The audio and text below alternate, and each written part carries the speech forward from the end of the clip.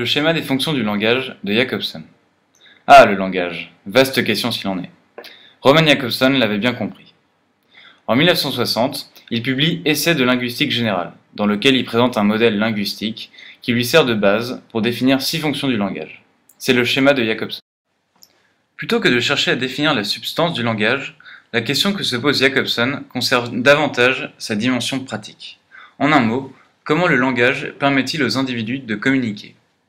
Mais qu'en est-il donc du schéma de Jacobson? C'est ça. Compliqué, n'est-ce pas? Mais revenons plutôt au début de l'histoire.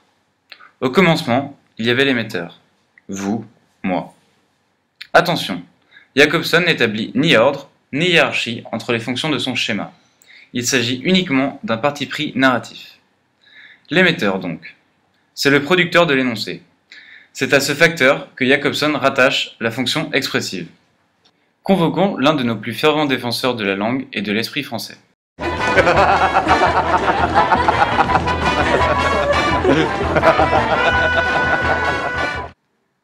La fonction expressive, donc. J'aime les panoramas. J'aime me battre. J'aime me beurrer la biscotte. OSS 117, émetteur de l'énoncé, exprime ici une envie, un goût, un penchant. Quoi qu'il en soit, il exprime.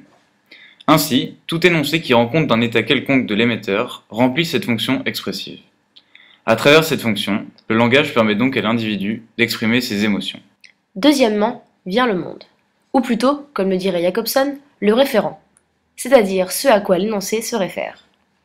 Jacobson utilise ce facteur pour établir la fonction référentielle. Le kiff apaise, détend et permet d'avoir des conversations agréables et constructives. C'est une vieille tradition orientale. Celle-ci permet à l'émetteur de se référer au monde. Ici, le dignitaire égyptien, l'interlocuteur d'OSS 117, décrit les bienfaits du narguilé à travers une référence au monde. Par cette fonction, le langage permet donc à l'individu de parler de la réalité perçue et de la décrire. Jacobson identifie un troisième facteur. Il s'agit du récepteur, celui à qui l'énoncé est destiné, ou plus largement, celui qui reçoit l'énoncé. Selon Jacobson, tout énoncé qui vise consciemment ou inconsciemment à modifier l'état d'un récepteur donné remplit la fonction conative. Ah, dites-moi Larmina, mon petit, ça vous embêterait de me déposer à la skep? L'usage de la forme impérative par l'émetteur OSS 117 à travers la formule « dites-moi mon petit » met en lumière cette fonction conative. Plus généralement, l'usage de l'impératif constitue l'une des formes les plus courantes et frappantes de cette fonction, dans la mesure où l'énoncé contient un ordre explicite et dirigé. À travers cette fonction, le langage permet à l'individu d'influer sur l'état d'une autre personne, d'un interlocuteur, le récepteur. Quatrième pôle de ce schéma, le contact, c'est-à-dire l'existence d'un canal de communication valide et plus largement la prise de conscience à la fois par l'émetteur et le récepteur de l'existence de ce canal. Jacobson relie ce facteur contact à une fonction qu'il nomme fatigue. Regardons ensemble la scène suivante pour mieux comprendre cette notion. Comment est votre blanquette? La blanquette est bonne. Ravi de vous voir, Hubert. L'énoncé « Comment est votre blanquette ?» est principalement là pour établir le contact, s'assurer de l'existence du canal par lequel la conversation s'engage. Cet énoncé permet en quelque sorte d'envoyer un signal et donc de sortir d'une communication essentiellement phatique et d'entrer dans une nouvelle communication dont la fonction est différente. Dans ce cas, il n'y a pas de rapport entre cet énoncé phatique et une blanquette physique. La blanquette n'existe pas. Le contenu phatique permet la communication, mais il n'y a pas de lien narratif logique. Plus tard dans la conversation, qui débute alors, le même énoncé revient. Et comment est votre blanquette? La blanquette est bonne. Hubert. 2 blanquettes et un pot de brouillis. Il ne s'agit plus d'un énoncé phatique, mais d'un énoncé dont le référent est bien réel, bref, une bonne blanquette qui arrive. À travers cette fonction, le langage permet d'établir le contact entre l'émetteur et le récepteur, et donc d'assurer la possibilité de la communication verbale. Le cinquième facteur sur lequel nous nous attardons est le code. Jacobson établit en lien avec celui-ci la fonction métalinguistique. Ainsi, dès lors qu'un énoncé fait référence au code de la conversation, il remplit la fonction métalinguistique. On communique sur la communication, ou plus précisément sur le code de la communication. Enfin, ce sera surtout l'occasion de rencontrer le gratin carotte.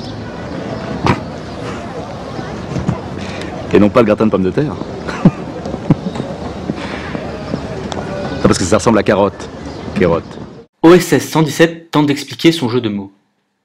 Il établit un parallèle entre le terme carotte et le terme kérotte.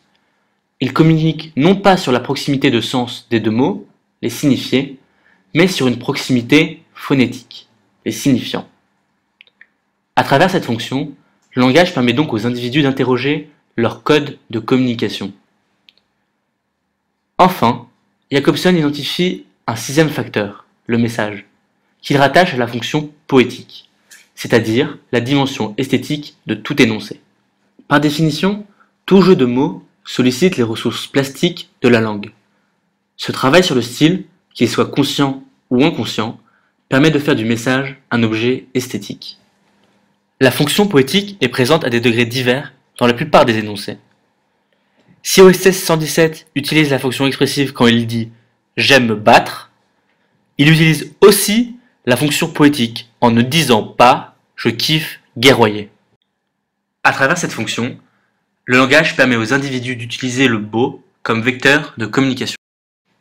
Attention, on a vu qu'il n'y avait pas d'ordre et de hiérarchie au sein des 6 fonctions dans la théorie. Cependant, Jacobson souligne que dans un énoncé concret, différentes fonctions se superposent et ce, selon des degrés d'importance variés. Les différentes fonctions ne s'excluent pas l'une l'autre au sein d'un énoncé donné. Cela ne veut pas dire que nous sommes tous poètes, seulement que jouer sur l'esthétisme du code, la langue française, est consciemment et inconsciemment une manière indépassable de communiquer. En conclusion, le schéma de Jacobson propose une conception linéaire et simplifiée du langage.